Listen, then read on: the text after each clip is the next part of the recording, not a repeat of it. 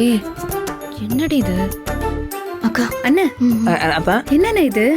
அதுவா தாயி, நம்ம ரெண்டு பேருக்கு நிறைய வேலை இருக்குல்ல, அதையெல்லாம் மறந்துடக்கூடாதுன்னு தான் ஐயா பலகையை வாங்கி வந்து மாட்டி வச்சிருக்காரு. சின்ன ஐயா. எங்க ஊர் பள்ளிக்கூடத்துல வச்சிருக்கிற மாதிரி போர்டு வச்சிருக்காங்க. ஆத்தா, இது உங்க ஊர்ல மட்டும் இல்ல, எல்லா ஊர் பள்ளிக்கூடத்துலயும் இந்த போர்டு இருக்கும். நாங்களும் பள்ளிக்கூடம்லாம் போயிருக்கோம். 4வது பாஸ், 5வது பெயிலு. ஏய் இது எதுக்கா இருக்கும்? இத வச்சு என்ன பண்ண போறான்? அது தெரியல. ஆனா அவன் ஏதோ ஒண்ணு பண்றான்னா சும்மா பண்ண மாட்டான். ஏதாவது ஒரு பிளான் வச்சிருப்பான். நீயே பாரு. Hello sir. நந்தினி, நம்ம வீட்டுக்கு ஒரு பிளாக் போர்டு வந்திருக்கா? ஆமா சார், வந்திருக்கு. இப்பதான் கொண்டு வந்து வச்சாங்க.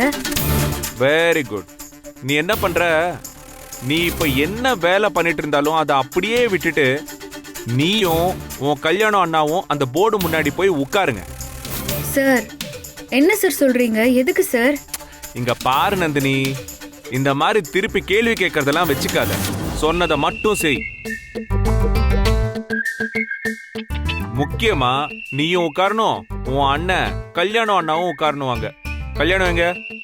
இங்கதான் சார், பக்கத்துல தான் சார். என்னைய மாட்டி விடுறாப்புல. அப்போ நீ தெளிவா சொல்லிரு. ஒருவேளை முடியாதுன்னு சொன்னா 1 மாச சேலரிய நான் கட் பண்ணிருவேன்னு சொல்லு. சீக்கிரம் சீக்கிரம் போய் 2 பேரும் அங்க உட்காருங்க. ஐயா வந்துகிட்டே இருக்கேன்.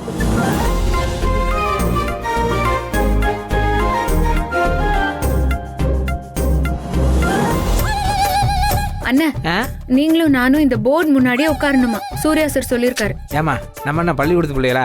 இதுக்கு முன்னாடி வந்து என்ன பண்ண போறான்? அதெல்லாம் தெரியல அண்ணா. நம்ம இது முன்னாடி உட்காந்தே ஆகணுமா? இல்லன்னா உங்களுக்கு 1 மாச சம்பளம் கிடையாதான். அத்தாடி, 1 மாசம் சம்பளம் கட்டா? என்னத்தா சொல்ற? ரைட்டு. நம்ம நினைச்ச மாதிரி சூரிய அந்த போர்டை வச்சு ஏதோ பண்ண போறான்.